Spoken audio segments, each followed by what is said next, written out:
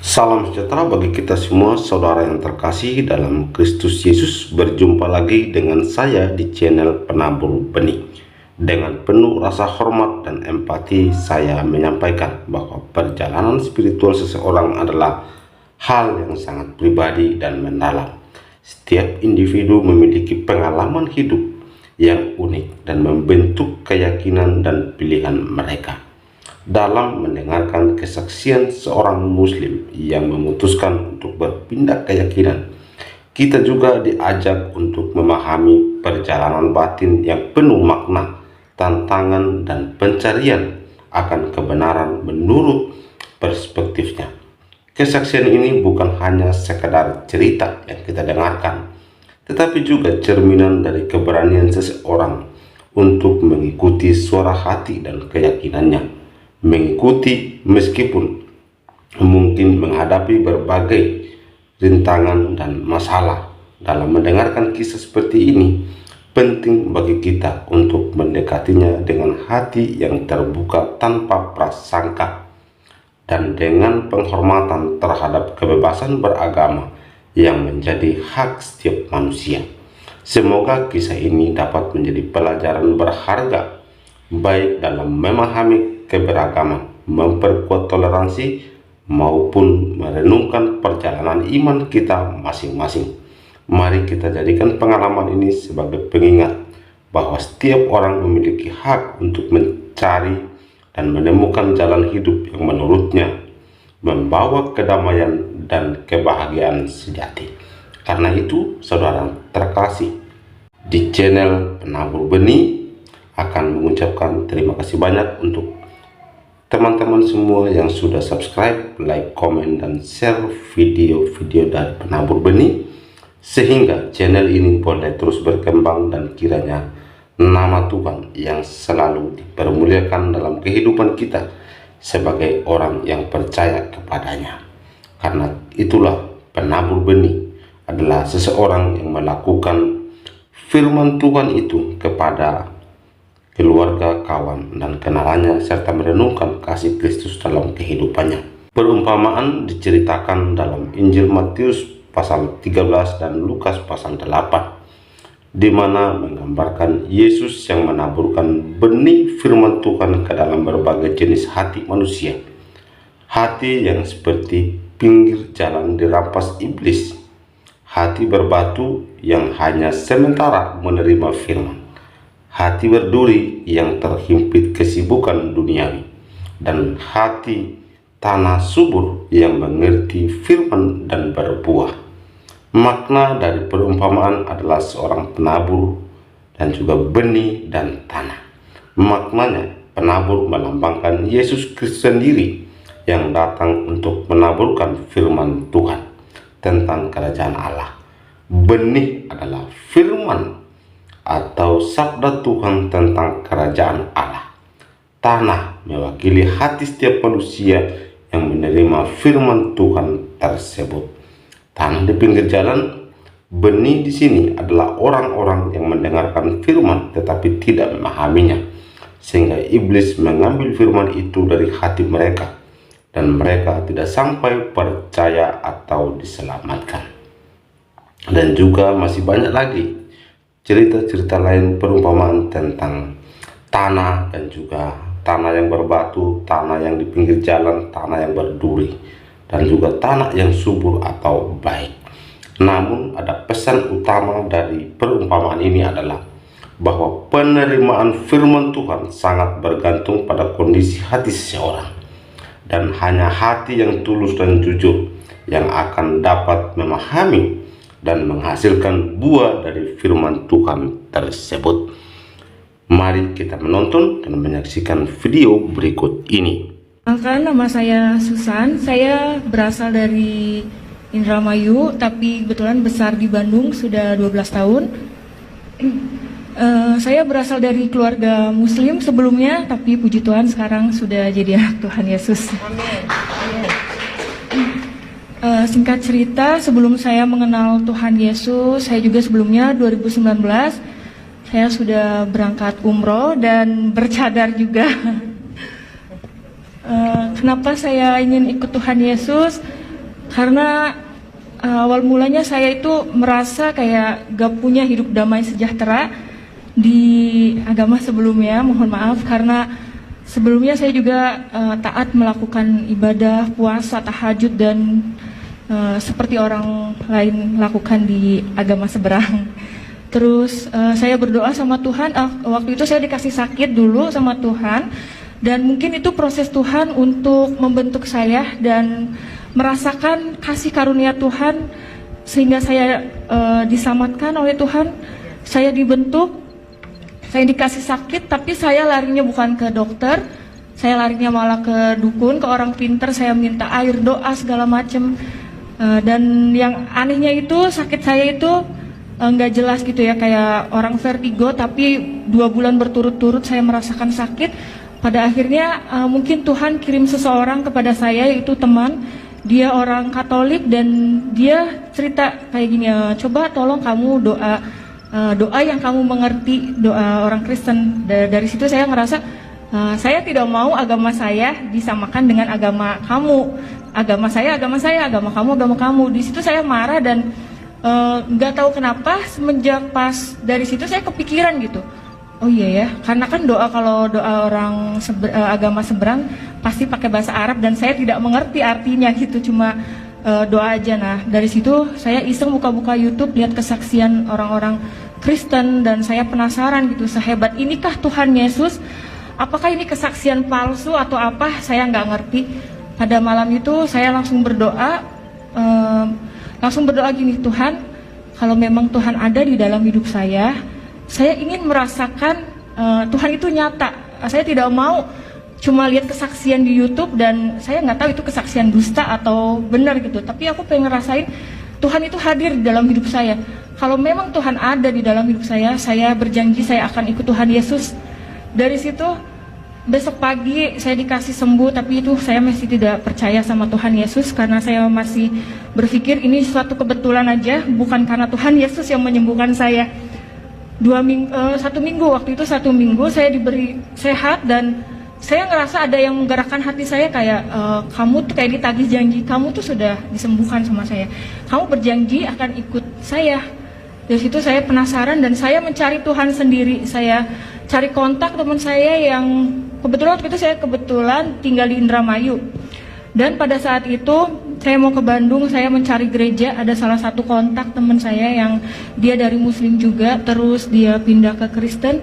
Akhirnya saya nanya, Kak, mohon maaf saya mau tanya kalau ibadah orang Kristen itu seperti apa dan di mana gerejanya. Teman saya kaget, bukannya ada udah dicadar katanya. Kenapa kok nanya gereja Kristen? Aku bilang, Kak, saya pengen mengenal Tuhan Yesus. Dari situ teman saya kaget, wah puji Tuhan ini, tapi kamu harus mengenal dulu ya, kamu nggak boleh langsung dibaptis segala macam. Iya, pada saat itu saya merasa saya masih melakukan banyak dosa dan saya belum siap dibaptis. Pertama kali saya datang ke gereja, itu saya di situ nangis dan saya sendirian datang ke gereja nangis. Terus saya ngerasa ada damai sejahtera di ibadah orang Kristen ini. Di situ singkat cerita, saya masih belum percaya Tuhan Yesus dalam arti kayak aku pengen tahu dulu ibadahnya orang Kristen dan masih belum yakin kalau aku mau jadi orang Kristen. Pada akhirnya Tuhan Yesus ngejamah hati saya dan saya digerakkan hatinya untuk cari tahu lagi lebih dalam lagi tentang Tuhan Yesus. Saya mengontak Kak Dewi lewat Instagram. Kebetulan saya kenal lama tapi baru sekarang dekat lagi karena saya tahu beliau dari Muslim ke Kristen dan saya penasaran. Pada waktu itu langsung ketemu dan yang tadinya saya tidak mau dibaptis karena beliau menginjili saya dan saya berdoa sama Tuhan, Tuhan kalau memang Tuhan berkenan, tolong siapkan hati saya untuk menjadi anak Tuhan Yesus dan bisa memuliakan nama Tuhan dan bisa menyelamatkan keluarga saya juga Tuhan. Dari situ saya nggak lama, bulan 6 tanggal 24 saya sudah dibaptis, puji Tuhan. Setelah mengenal Tuhan Yesus, saya merasa kayak lebih damai sejahtera. Apapun masalah yang saya hadapi, biasanya saya itu emosian, temperamen. Puji Tuhan sekarang saya bisa lebih sabar, lebih menerima kenyataan hidup saya. Dan saya juga pernah ketahuan sama mama saya karena kebetulan orang tua saya belum tahu kalau saya Kristen. Beliau nemuin satu buku pelajaran dasar kekristenan, dan di situ mama saya bilang, ini apa gambar Tuhan Yesus, buang nggak bukunya, sobek-sobek nggak. Dari situ saya nangis, kataku tuh jangan, ini punya temen aku bilang gitu kan. Terus malamnya aku mimpi mama aku mau bunuh aku gara-gara aku ngikut Tuhan Yesus. Terus aku bilang, nggak apa-apa mama bunuh saya, tapi saya mau ikut Tuhan Yesus sampai kapanpun. Saya nggak mau lepas dari Tuhan Yesus. Saya rela mati demi Tuhan Yesus. Di mimpi saya seperti itu. Bangun tidur saya nangis sampai berdoa, Tuhan, kiranya Tuhan jamah hati mama saya, karena orang tua saya itu muslimnya benar-benar dia kental banget. Dan karena dia udah tahu aku umroh, sampai saat ini pun mamaku masih suruh aku sholat. Aku sampai bingung, Tuhan, aku harus gimana? Aku nggak mau pura-pura sholat di depan Tuhan, karena sampai saat ini orang tua aku belum tahu, dan aku kadang suka masih suruh pakai hijab juga. Tapi aku selalu berdoa sama Tuhan, nggak pernah putus doa agar Tuhan selamatkan semua keluarga saya di rumah, terutama hati mama saya yang begitu keras, biar Tuhan yang bekerja untuk keluarga saya. Seperti itu.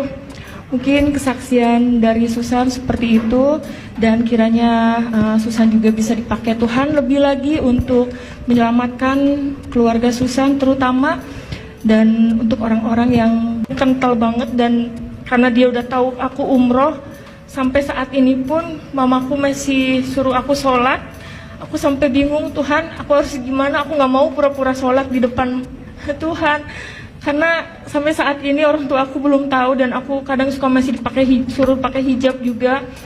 Tapi aku selalu berdoa sama Tuhan, gak pernah putus doa agar Tuhan selamatkan semua keluarga saya di rumah, terutama hati mama saya yang begitu keras, biar Tuhan yang bekerja untuk keluarga saya. Seperti itu. Mungkin kesaksian dari Susan seperti itu, dan kiranya Susan juga bisa dipakai Tuhan lebih lagi untuk menyelamatkan keluarga Susan terutama, dan untuk orang-orang yang belum tahu kebenaran tentang Tuhan Yesus Kristus, bahwa Tuhan itu adalah juru selamat satu-satunya di dalam kehidupan saya. Terima kasih. Demikian video kesaksian yang kita sudah dengarkan secara bersama-sama. Kesaksian ini yang sangat luar biasa sekali, di mana ia menyampaikan pengalaman spiritualnya bersama dengan Kristus, dan ia mengalami perubahan yang luar biasa. Orang yang sakit disembuhkan melalui kuasa darah Tuhan kita Yesus Kristus. Makanya jangan sampai terlambat ketika kita percaya kepadanya, karena dia adalah Allah yang berkuasa baik di bumi maupun di sorga. Dan dia juga adalah Allah yang tidak bisa dibatasi oleh ruang dan waktu, apalagi dibatasi oleh manusia. Apa yang Tuhan pikirkan tidak sama dengan apa yang manusia pikirkan. Karena itu saudara yang dikasih Tuhan, ia selalu menyatakan dirinya. Itu bukti kasih Allah, bahwa ia adalah Allah yang hidup, Allah yang selalu menyatakan kemuliaannya bagi orang yang mau percaya dengan sungguh-sungguh dan takut akan dia. Lukas pasal 18 ayat 15 sampai 17 mengatakan demikian. Lembaga Alkitab Indonesia memberikan satu judul, Yesus memberkati anak-anak. Maka datanglah orang-orang membawa anak-anaknya yang kecil kepada Yesus, supaya ia menjamah mereka.